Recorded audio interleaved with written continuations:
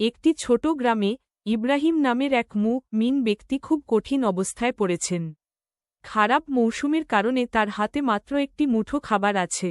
অন্য সময়ে পরিবারের সকলের জন্য যথেষ্ট খাদ্য ছিল, কিন্তু এখন মুখোমুখি দাঁড়িয়ে তিনি চিন্তিত। তবুও ইব্রাহিমের বিশ্বাস অটুট। তিনি জানেন আল্লাহর না কার এবং রহমতের উপর তার বড় আস্থা। প্রতিদিন তিনি প্রার্থনা করেন আল্লাহ যেন তাকে সাহায্য করেন এবং তার পরিবারকে রক্ষা করেন। এই অভাবের মাঝেও তার হৃদয়ে এক টুকরো শান্তি থাকে। সকালের সূর্য ওঠার সাথে সাথে ইব্রাহিম অস্থিরভাবে খিদের অনুভূতি অনুভব করেন। উপরন্তু তিনি জানেন সাধারণ মানুষ খাদ্য শেয়ার করলে সবার জন্য ভালো কিছু হবে।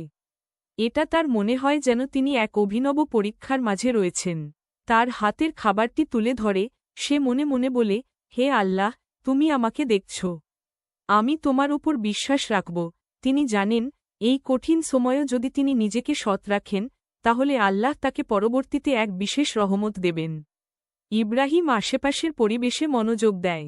ঠিক তখনই একটি দুর্বল এবং ক্লান্ত মানুষ তার কাছে আসে। সেই অচেনা ব্যক্তির চোখে ক্ষুধার ছাপ স্পষ্ট। দেখেই ইব্রাহিমের হৃদয় আলগা হয়ে যায়। তিনি জানেন তার হাতে যে সামান্য খাবার আছে সেটি হয়তো ওই মানুষটির জন্য প্রাণ রক্ষা করতে পারে। কিন্তু ইব্রাহিম মনে মনে দ্বিধায় পড়ে যান।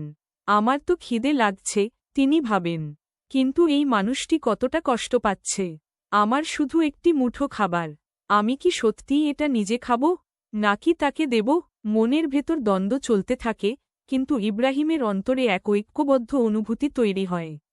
তিনি একবার ভাবেন আল্লাহর পথেই সর্বদা শান্তি আছে, এই ভেবেই তিনি স্থির সিদ্ধান্তে পৌঁছান। তিনি প্রচুর ভেবে চিনতে মনে করেন যে সত্যিকারের মানবতা ও আত্মত্যাগের প্রমাণ দিতে যেতে হবে। অবশেষে ইব্রাহিম মৃদু হাসি দিয়ে বলে, আসুন, আপনার জন্য খাদ্য আছে। ওই অসহায় মানুষটির চোখে কৃতজ্ঞতার জল আসে। ইব্রাহিমের মন শান্ত হয়ে ওঠে। তিনি জানেন সঠিক কাজটি করেছেন। ইব্রাহিমের ভালো কাজ করা শুরু করার কিছুক্ষণ পর আশেপাশে একটি অদ্ভুত আলো দেখা দেয়। ওই আলো থেকে দুটি ফেরেশতা নেমে আসে আল্লাহর আদেশ নিয়ে। তারা সাধারণ মানুষের মতো ক্লান্ত এবং দুর্বল। তাদের পোশাক ময়লা, মুখে ক্ষুধার চিহ্ন স্পষ্ট। ফেরেশতারা ইব্রাহিমের দৌড়ে এসে হাজির হয়। তারা বলেন, হে সৎ ব্যক্তি, আমরা পথ হারিয়ে এসেছি, আমাদের একটু খাবার দিতে পারবেন? তাদের আরতি শুনে ইব্রাহিমের হৃদয় আরও শ্লথ হয়ে ওঠে। তিনি বুঝতে পারেন তারা ঠিক তেমনই সাহায্য প্রার্থনা করছে যেভাবে তিনি ওই দুর্বল ব্যক্তির কাছে দিয়েছেন। তাদের চোখে সদা শান্তি এবং বিশ্বাসের আভা ছিল। ইব্রাহিমের মনে হয় আল্লাহর পরীক্ষা শুরু হয়েছে। তিনি জানেন এটাই সত্যিকারের অন্তরের পরীক্ষা, যেখানে তাকে নিজের মূল গ্রহণের সাথে আল্লাহর নির্দেশ পালন করতে হবে। সৃষ্টিকর্তার এই পরীক্ষায় যেন তিনি আল্লাহর কাছে আরও কাছে পৌঁছতে পারেন, এই ভাবনা ঘুরতে থাকে। ইব্রাহিম গভীরভাবে বলেন, আপনারা এখানে আসার জন্য ধন্যবাদ। আসুন, আপনাদের খাদ্য দেব। তার গলা ট্রেম্বলস কিন্তু নিজের সিদ্ধান্তে দৃঢ়প্রতিজ্ঞ। ইব্রাহিম দুই ফেরেশতাকে আন্তরিকতার সাথে স্বাগতম জানায়। তবে তার হাতে থাকা শেষ মুঠো খাবারটি মনে মনে তাকে ছিদ্র করে। তিনি জানেন এটি তার জন্য শেষ খাদ্য। কিন্তু অন্যদিকে সে দুজনের আকাশে ছড়িয়ে থাকা দুর্ভোগের চিহ্ন স্পষ্ট। আমি কি এই খাবারটি নিজেই খাব? ইব্রাহিম চিন্তা করেন, না, তারা তো আরও বেশি দরকারে আছে। তবে নিজের ক্ষুধার অনুভূতি তাকে দোলনা করে। দুই ফেরেশতা তার সামনে ক্ষুধায় অস্থির। তাদের মুখে দুর্বলতা রয়েছে। ওই মুহূর্তে ইব্রাহিম আল্লাহর প্রতি প্রার্থনা করেন, হে আল্লাহ, তুমি জানো আমার অবস্থা, আমাকে সঠিক পথ দেখাও। তিনি নিজের বিশ্বাসকে গভীরভাবে অনুভব করেন। সত্যিকার ধর্মভীরুতা মানে হল আত্মত্যাগ এবং অন্যকে সাহায্য করা। তিনি অনুভব করেন এই ক্ষীণ মুঠো খাবারটি যদি তার হৃদয়ের ভালোবাসার পরিচয় দেয় তাহলে তাতে আল্লাহর রহমত থাকবে। এই চিন্তা করেই ইব্রাহিমের চেহারায় একটি দৃঢ়তা ফিরে আসে। তিনি বিশ্বাস করেন আল্লাহর প্রতি প্রকৃত বিশ্বাসে যখন আত্মত্যাগ থাকবে তখন আল্লাহর সাহায্য আসবেই। বহু ভাবনা ও দ্বিধার পর ইব্রাহিমের মন দৃঢ় হয়। তিনি সিদ্ধান্ত নেন এই মুঠো খাবারটি তিনি ফেরেশতাদেরকে দেবেন। এটাই সঠিক কাজ, তিনি মনে মনে আস্থার সাথে বলেন। তিনি জানেন আল্লাহর রহমতে তিনি কখনো একা থাকবেন না। ইব্রাহিম মমতার সাথে বললেন, এটি আপনারা নিন, আমি আশা করছি আল্লাহ আপনাদের সাহায্য করবেন। এই বলার সাথে সাথে তার হাত থেকে খাবারটি ধীরে ধীরে ফেরেশতাদের কাছে চলে যায়। 2 ফেরেশতা খাবারটি গ্রহণ করে এবং তাদের মুখে কৃতজ্ঞতার হাসি ফুটে ওঠে। ফেরেশতাদের হৃদয় ইব্রাহিমের আত্মত্যাগের গল্প জানিয়ে দেয়াল। তারা অনুভব করেন এই পুণ্যের কাজ দেখা যায়নি। এরপর ফেরেশতারা এক অন্য আলোতে ঝলমল করতে শুরু করে। হে ইব্রাহিম, তারা বলেন, আমরা ফেরেশতা। আল্লাহ আমাদের পাঠিয়েছে আপনাকে পরীক্ষা করতে। আপনার বিশ্বাস ও দানশীলতার জন্য আমরা অত্যন্ত অভিভূত।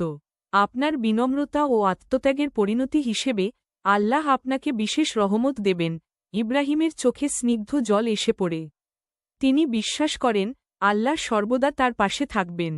ফেরেশতারা হাসি দিয়ে ইব্রাহিমকে বলেন, হে ইব্রাহিম, তোমার দানশীলতা আমাদের কাছে আল্লাহর বিশেষ রহমতের ধরনের। তোমার আত্মত্যাগ ও সাহসিকতা কোনোভাবেই অদৃষ্ট থেকে লুকানো নেই। তারা আরও বললেন, তুমি সংকটের মধ্যে থেকেও অন্যের সাহায্য করেছ। এজন্য আল্লাহ তোমাকে না শুধু সন্তুষ্ট করবেন, বরং এক অনন্য আনন্দের ব্যবস্থা করবেন।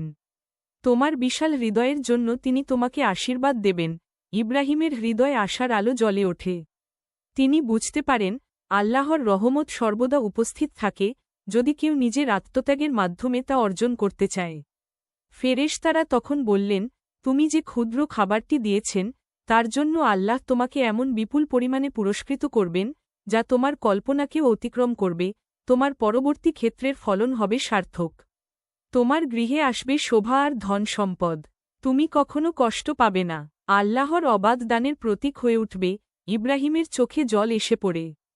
তিনি আল্লাহর কৃতজ্ঞতা জানান এবং মনে মনে প্রতিজ্ঞা করেন ভবিষ্যতে আরও বেশি শেয়ার করবেন। আল্লাহর প্রতি তার বিশ্বাস একেবারে মজবুত হয়ে যায়। সময় চলে যায় এবং পরের মৌসুমে ইব্রাহিমের জমিতে খরা ঘুচে যায়। ফেরেশতাদের দোয়া আর আল্লাহর কার্যকরী রহমতের ফলে তার জমির ফলন বিপুলভাবে বৃদ্ধি পায়। ফল ও শস্যের ঝুড়ি ইব্রাহিমের জমিতে জাঁকিয়ে বসে, যেন আকাশ থেকে এক অঢেল প্রতিফলন এসেছে। এবার শুধু ইব্রাহিমই নয়, পুরো গ্রামের মানুষ আনন্দিত। তার ফলন এত ভালো হয় যে গ্রামের সবাই এসে সাহায্য পায়। ইব্রাহিম তাদের সকলের জন্য খাদ্য প্রস্তুত করে। তিনি জানেন এই সমৃদ্ধি তার দানশীলতার ফলস্বরূপ। গ্রামের মানুষও জানতে পারে ইব্রাহিমের আত্মত্যাগের গল্প। তারা সে ব্যাপারে প্রশংসা করে এবং তাকে ভালোবাসা দিয়ে আশীর্বাদ করে। ইব্রাহিম তাদের উদ্দেশ্যে বলেন, এটি আল্লাহর রহমত। আমাদের একে অপরকে সহায়তা করতে হবে। সত্যিকারের ধন হল বিশ্বাস এবং একে অপরের প্রতি সদিচ্ছা। এই অভিজ্ঞতায় ইব্রাহিম গভীরভাবে অনুভব করে যে সত্যিকারের ধন আত্মত্যাগ এবং অন্যের প্রতি সদয় হওয়ার মধ্যে। আল্লাহর প্রতি তার বিশ্বাস আরও মজবুত হয়ে ওঠে। সে বুঝতে পারে মহান আল্লাহ পথে চললে অসীম রহমত আসবে। ইব্রাহিম দিনশেষে একা বসে নিজের জমির দিকে তাকান। সবুজ ক্ষেত্র দেখতে দেখতে তার মনে ভেসে ওঠে সেই মুহূর্ত যখন তিনি শেষ মুঠো খাবারটি দিতে প্রস্তুত ছিলেন। তিনি অনুভব করেন সেই আত্মত্যাগ শুধু অন্যের ক্ষুধা মেটায়নি, বরং তার নিজের আত্মারও পুষ্টি দিয়েছে। আল্লাহর রহমত সত্যিই অদ্ভুত ইডিওগ্রাফিক পিরিয়ড। তিনি চিন্তা করেন, যখন আমি নিজের স্বার্থের ঊর্ধ্বে গিয়ে অন্যদের জন্য চিন্তা করেছি, তখন আল্লাহ আমার প্রতি দয়ার ফিরিস্তি খুলেছিলেন। সে মুহূর্তে তিনি অনুভব করেন বিশ্বাসের এই দ্বারাই প্রকৃত সুখ এবং শান্তি আসে। ইব্রাহিম বুঝতে পারেন আল্লাহর দয়া সর্বদা তাদের জন্য প্রস্তুত থাকে, যারা নিজেদের প্রয়োজনকে পিছনে ফেলে সবার জন্য ভালো কাজ করে। তিনি প্রতিজ্ঞা করেন ভবিষ্যতে আরও বেশি দান করবেন এবং অন্যদের স্বার্থে জীবন অতিবাহিত করবেন। বাতাসে যখন নরম গন্ধ আসে, ইব্রাহিমের মন বেশ প্রশান্ত হয়ে ওঠে।